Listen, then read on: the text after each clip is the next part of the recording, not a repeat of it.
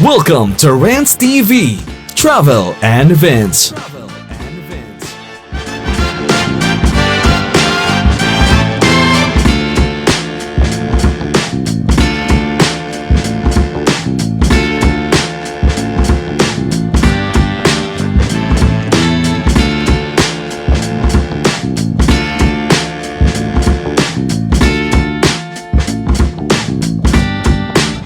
Hi guys, welcome back to my channel. Andito naman po tayo ngayon guys sa Pasig River Esplanade, Phase 1A and B. Dito lang mismo sa likod ng Post Office Building. I-update ko po kayo guys as of today, August 24, 2024. It's Saturday, kaya titingnan natin guys kung gaano ba kadami ang mamamasya ngayon. Okay guys, let's go!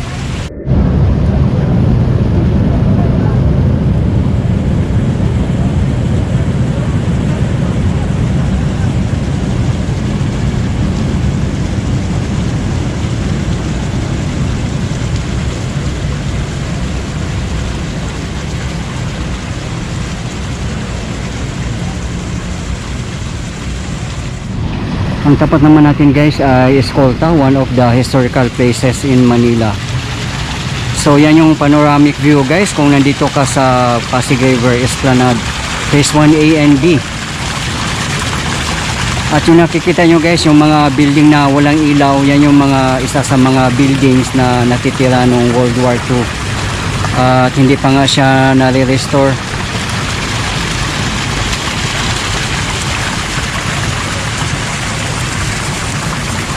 At ayan naman yung historic post office building na nasunog last year. At hanggang ngayon nga guys, hindi pa nare-restore.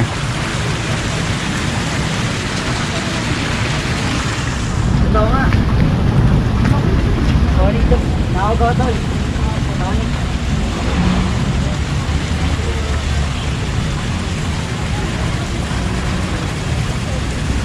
Pwede rin mga bikers pumasok dito guys. Yung ang napakaganda dito guys. Guys, kung kayo ay bago sa akin channel, please consider subscribing and hit the notification bell in order for you to be updated on my upcoming videos. Sa mga hindi pa nakapamasyal dito sa Pasig River Esplanade, huwag kayong magpapahuli guys, at talagang napakaganda dito.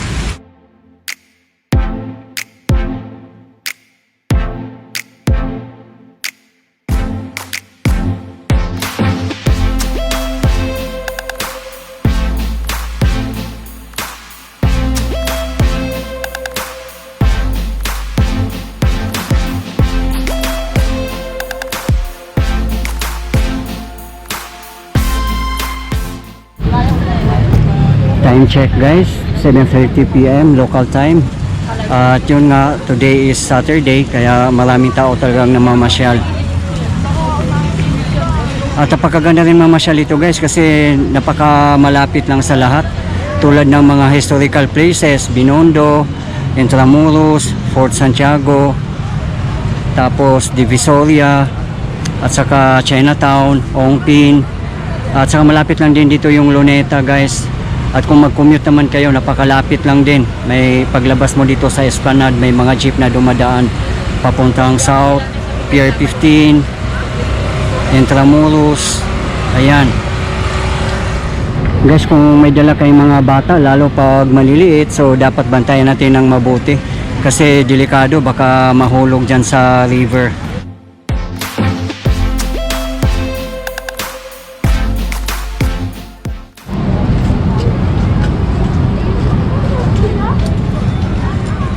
At ito sa Phase 1A and B, ito yung pinaka entrance nya.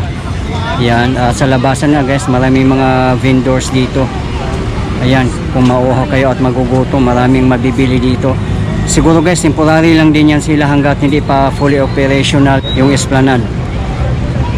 Sa kabilang side kasi guys, sa Phase 1C, andoon yung commercial space which is ongoing pa yung construction. May mga basurahan din dito guys, at kailangan maging responsable din tayo guys sa mga basura natin. At irespeto natin yung napakagandang pasyalan natin. Huwag din tayo basta-basta magtapon kung saan-saan. Kasi napakaganda yung pasyalan natin guys, pang world class. Ang daming namamasyal talaga ngayon guys, sobra.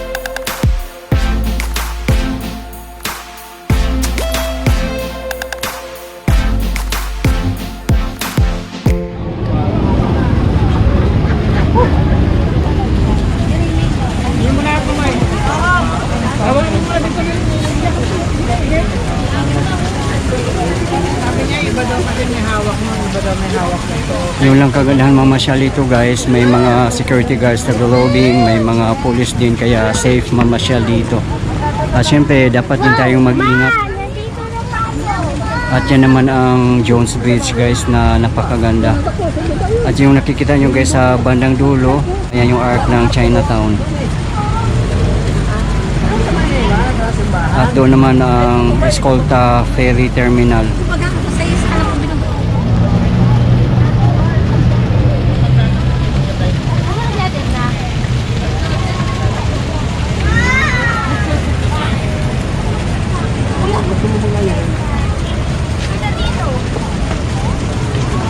At kung pupunta tayo guys sa kabilang side, dyan yung Pasig River Esplanade Phase 1C. At dito tayo dadaan sa ilalim ng Jones Bridge. Hindi na kailangan lumabas pa ng Esplanade guys. So ayan yung daanan guys papuntang Phase 1C na kung saan doon yung mga commercial space. Yung nga guys hindi pa bukas sa ngayon, ongoing pa rin yung construction. Park lang tayo dito. Sa Jones Bridge mismo, ayan guys, so nakita nyo yung hagdanan guys. At dyan ito naman yung CR.